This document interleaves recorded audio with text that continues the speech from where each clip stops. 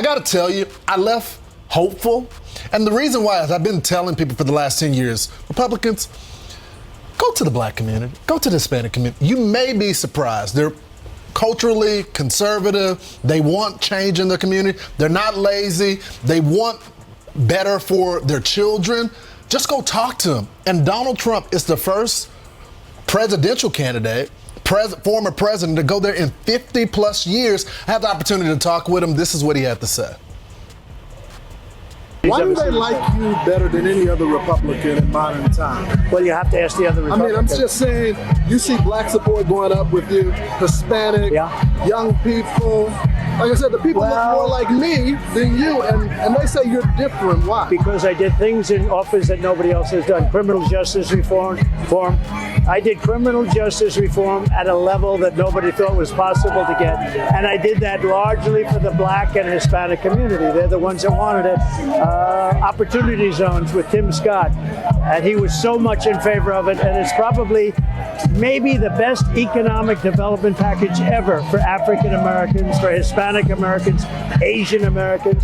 We did a lot of things that people couldn't believe we were able to get done. There's a stark contrast between how Donald Trump sees the black community and the way the Democrats and establishment Republicans see the black community. So you have to understand something.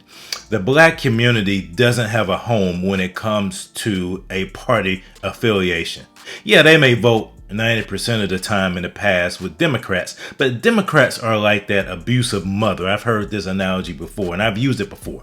The Democratic Party is like that abusive mother, the one that is there, but they harm the child. They treat the child very harshly, but yet the child doesn't have a father because their father is absent. They have to endure the abuse of that mother in order to survive, because if they had to rely upon their father, then they would not have any place to live. And that absent father is the Republican Party, because the Republican Party was the first home of black people. Black people helped to start the Republican Party in a number of states. The first representatives and first senators on a federal level were Republicans. The Republican Party was a party of Lincoln. But because of the Chamber of Commerce Republicans who wanted nothing to do with black people, the black population had to go to the Democratic Party. And the Democratic Party has a history of animosity and hatred towards black people. Just look at what Joe Biden told the black male graduates at Morehouse last week. You missed your high school graduation. You started college just as George Floyd was murdered. And there was a reckoning on race.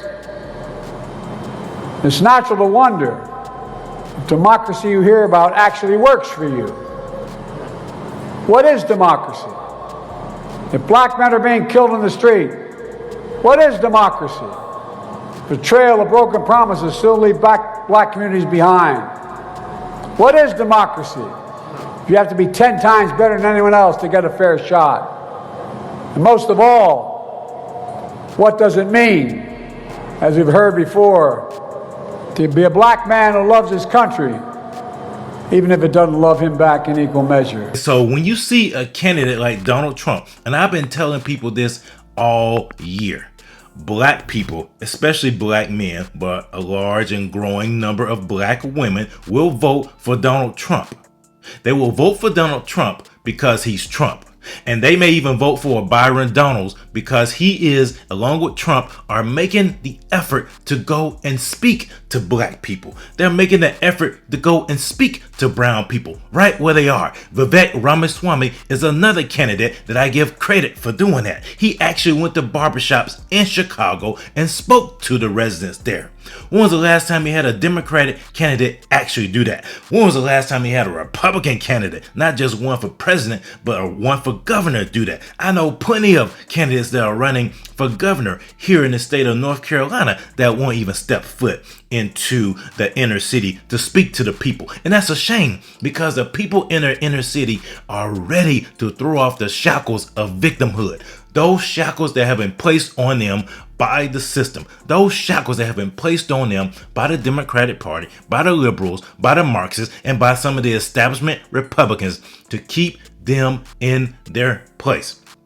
to keep them permanent serfs, to tell them they cannot achieve anything because of the color of their skin, that they're going to be consistently and perpetually relegated to being in a lower strata, a lower class. Well, black people in the inner city are tired of that. Black people in the inner city are ready to throw off those shackles of the victim mentality that has been given to them by the liberals and by these church plants, these pastors that I always talk about in the black community. And Donald Trump is the mechanism to kickstart that revival in the black community in the inner cities. Come on up, fellas. Rapper Sleepy Hollow. Come on up here, fellas. How are you, man? Hey. Oh, I like that. I want to get that done. President Trump. Oh, man. One thing. And see, that's one thing. People will hear that comment because he was referring to his grill, right? And when Trump said, I want to get that done, a lot of people look at, oh man, Trump is a racist. He's talking about that man's grill. He's making fun of it. You have to understand, Trump has a way to appeal to each and every person that he speaks to. And me personally, I don't always agree with everything that President Trump has done or the policies that he's pushing. But I'm telling you, Trump is the mechanism that people in the inner city, he's the avenue, he's the vehicle, the ones that are going to jump on or throw off the shackles of victimhood in the community, the shackles of victimhood that has been placed on them by the Democrats. One thing I want to say, they always going to whisper your accomplishments and shout your failures. Trump going to shout the wins for all of us.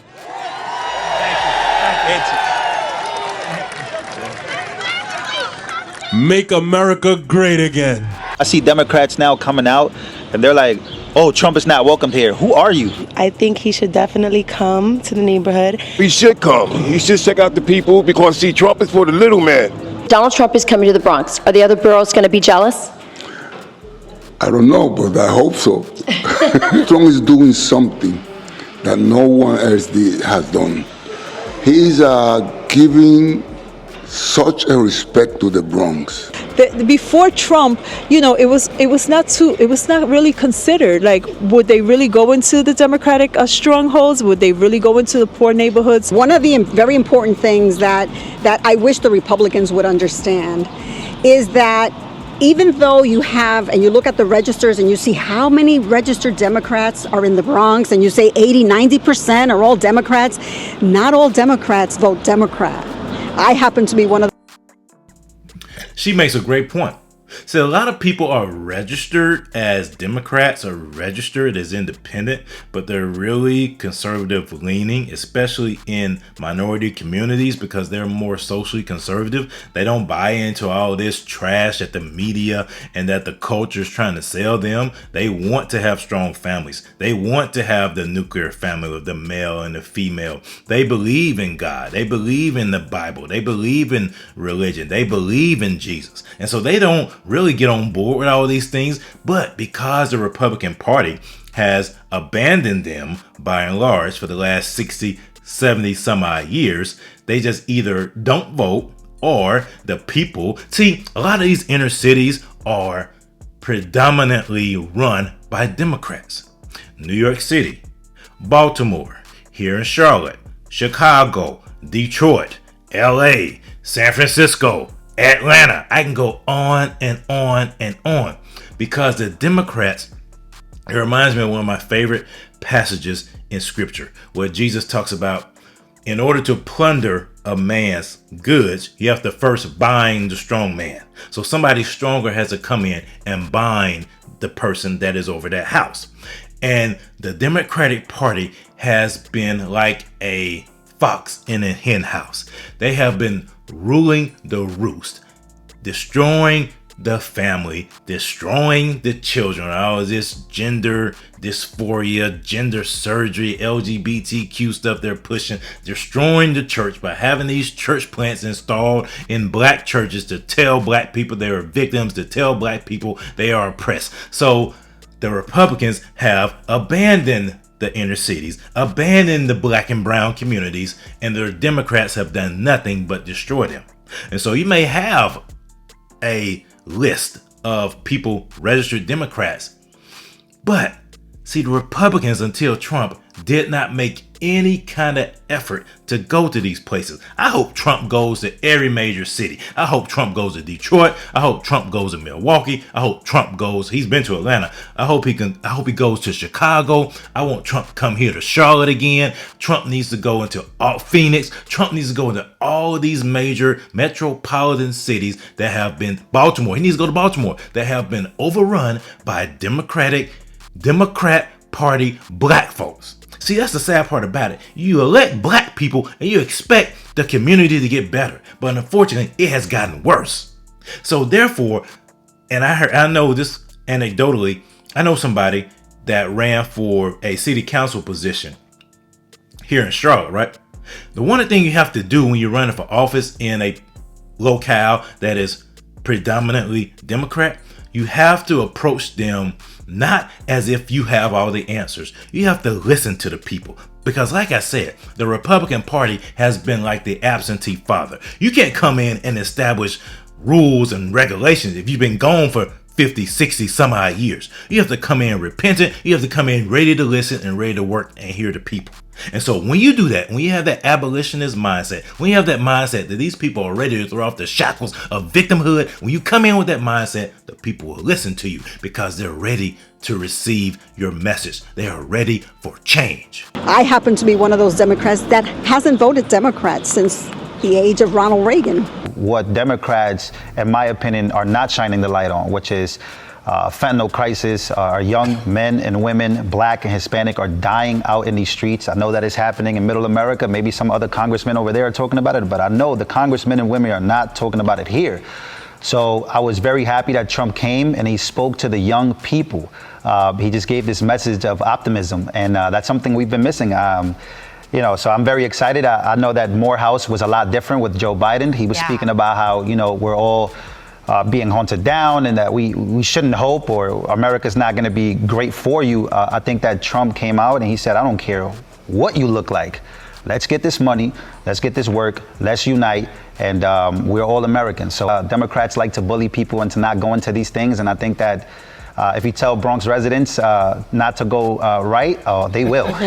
Speaks to people in the African American community that he's talking down to them, that he is being condescending. He's making them out to be victims when they're not victims. They just want full opportunity to succeed in this country, especially here in New York, that should be coming to the black community are being allocated, for example, to illegal migrants who've come here, broken the law to come to New York, and they're getting all the free stuff. 100%. I think you're 100% on the ball with that. And what you're looking at is people waking up to this fact.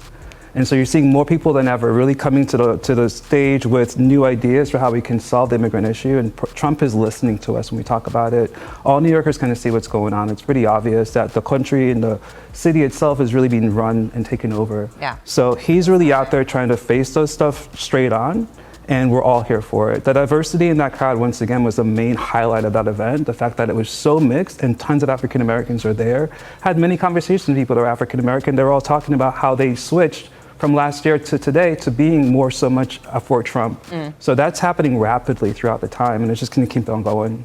It's definitely gonna keep on going. Now I know I have family members that right now may not vote for Trump, but I think as they continue to hear the message of the truth of what's really going on in the community, what's really going on in America, how the Democrats really feel about black people, how the Democrats have really treated black people, as I said before, as that abusive mother, they will realize that although they have been told, been fed lies by the media and by the black bourgeoisie that Trump is racist, that Trump is their enemy, that he doesn't care for black people, you have to sit back and think, why are people telling you this?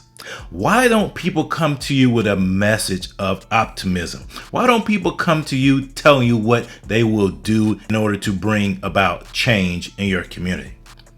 That's what needs to be considered. That's what needs to be thought about. Not some lies that have been fed to us by the media, by people that have an agenda. Because all these people want to do is continue to make us victims. Well, I'm here to tell you, we're not victims. We are empowered for greatness.